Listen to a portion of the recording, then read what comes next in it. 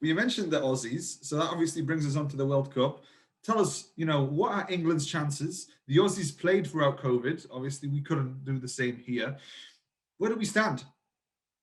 I think it's naive to say we're not at a disadvantage, because we are. We've lost a full year playing, and I think 2020 was going to be a really important year for a lot of us to kind of fix things that we weren't that strong in 2019. So, but we lost that whole year, and it's kind of been like where we are working now at double time to try like get up to scratch and kind of polish our performances and stuff. And that's why the Super League is so important this year. We need to be playing. We need to be kind of doing those things over and over again, so when it comes to World Cup time, you're confident in your abilities and things like that. So I think we're positive about it.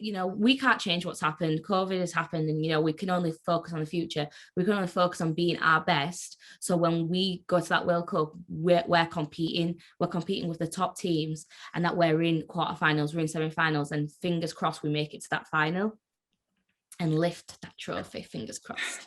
Well, that's got to be the goal, a home World Cup as well in front of our own fans. Yeah, that would be huge. But I'm just wondering, do you have a set team now in England, a set squad, or do you think if when this season starts and there is, for example, a star breaks through in a certain team, does that player have a chance to make the England squad with a year to go, with 200 and less days to go, or do you think that's not really in the question right now? 100%. There's literally no teams. Craig himself has said, like, I don't care who's in the national development, I don't care who's coming to training. If you play well in Super League, you have as much chance as Amy Hardcastle or Emily Rudge.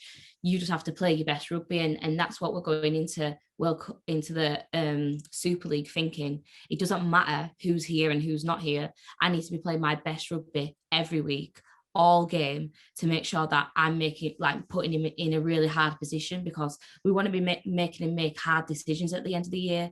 We don't want it to be an easy squad to be picked. There needs to be like 60, 70 people in that ring where he has to make some really hard decisions on who he takes into camp and things like that. But he said himself, like, he doesn't care about who's here. If you play well in Super League, you've got just as much chance as anyone else.